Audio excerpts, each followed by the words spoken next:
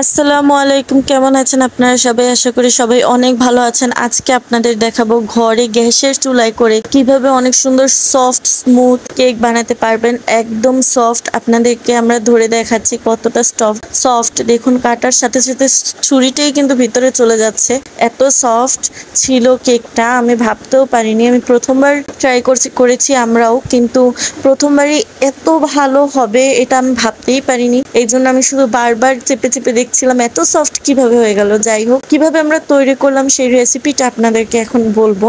2টা ডিম ফাটিয়ে সেটা ভালোভাবে নেড়ে তার মধ্যে আধা কাপ চিনি দিয়ে ভালোভাবে মিক্স করতে হবে। চিনিটা যদি আপনি বেটে দেন বা গ্রাইন্ডারে গ্রাইন্ড করে দেন তাহলে কিন্তু বেশি ভালো হয়, কিন্তু আমরা যেহেতু চিনি ডাইরেক্ট দিয়ে দিয়েছি তাই এটাকে অনেকক্ষণ ধরে নেড়ে চেড়ে নিতে হবে যেন চিনিটা একদম গলে যায়। তার মধ্যে আমরা দিয়ে নিয়েছি হাফ কাপ তেল, সয়াবিন তেল এটা ছিল। আর এখন আমরা আরো ভালো করে মিক্স করে নিচ্ছি।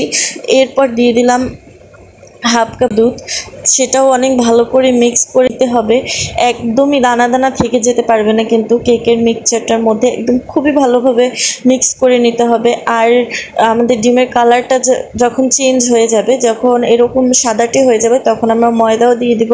ময়দা এবং 1 চা চামচ বেকিং পাউডার, এবং এখন ভালোভাবে মিক্স করে নিব।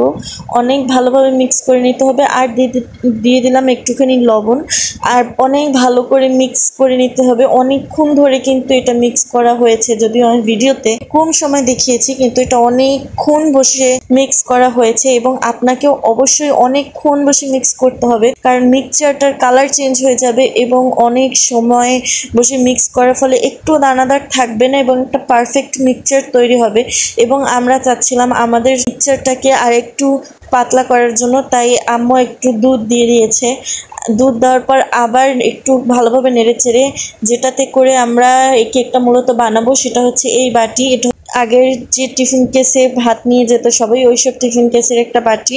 তো এটার মধ্যে আমরা কাগজ দিয়ে নিয়েছি, চারপাশেও দিয়ে নিয়েছি আর নিচে 2টা দিয়ে নিয়েছি। তার মধ্যে কিন্তু আমরা মিক্সচারটা ঢেলে দিচ্ছি। মিক্সচারটা এটার মধ্যে ঢেলে দিয়ে ভালোভাবে নেড়ে নিতে হবে যেন সব জায়গায় পৌঁছে যায়। এবং ভালোভাবে নেড়ে নেওয়ার পর আমরা কি করব, নেক্সট মুভমেন্টটা হচ্ছে একটা বড় পাতিল নিতে হবে, সেটার মধ্যে কিন্তু কাগজ দিয়ে দিচ্ছি। কাগজ দেওয়ার ফলে কি হবে, কেকটা নিচ থেকে পুড়ে যাবে না। তার মধ্যে আমরা এরকম চুলোর উপরে যে একটা ছোট চুল্লি থাকে ওইটা দিয়ে নিয়েছি এবং ওইটার মধ্যে আমরা কিন্তু আমাদের কেকটা বসিয়ে দিয়েছি। কেকটা বসিয়ে দেওয়ার পর আমরা সেটাকে ঢাকনা দিয়ে ঢেকে দিচ্ছি, বাতাস একটু না বেরোয় এই জন্য একটা পুঁতা দিয়ে দিয়েছি। 1 ঘন্টা কিন্তু অনেক হালকা আছে। প্রথম 5 মিনিট মিডিয়াম টু হাই আছে রাখার পর নেক্সট 40-50 মিনিট কিন্তু মিডিয়াম টু লো আছে রেখে আমরা কেকটা বেক করে নিয়েছি। আর এই দেখুন কেকটা কতটা সুন্দর দেখতে হয়েছে। এবার দেখতে হলে কাজ হবে কি, খেতে কেমন হয়েছে সেটা দেখার পালা। দেখুন, আমরা কাগজগুলো সরিয়ে নিচ্ছি সাইড থেকে, এবং এটার নিচে যে কাগজ দিয়েছিলাম 2টা সেটাও কিন্তু সরিয়ে নিচ্ছি। এই দেখুন, একদম দোকানের কেকগুলোতে যেমন কাগজ লেগে থাকে ওইভাবে লেগে আছে। কিন্তু আমি কিন্তু দেখে অনেক খুশি হয়ে গিয়েছিলাম। আমার আম্মু যে কিনা প্রথমবার তৈরি করছিল চুলায়, সেও দেখে অনেক খুশি হয়ে গিয়েছিল। আমরা ভেবেছিলাম কোনো না কোনো একটা ত্রুটি তো থাকবেই, কারণ যেহেতু আমরা চুলায় বানাচ্ছি, কিন্তু একটু ত্রুটি ছিল না। এমনকি দোকানের কেকের থেকেও বেশি মজা লাগছিল আমাদের কাছে। আর এত হার্ডওয়ার্ক করার পর যদি এত ভালো ফল পান তাহলে অবশ্যই সেটা অনেক ভালো লাগে, এবং এটা টেস্টের থেকে আমার মনে হয় 5 গুণ টেস্ট এটা এত মজা হয়েছে সেটা ভেবেই বেড়ে গেছে।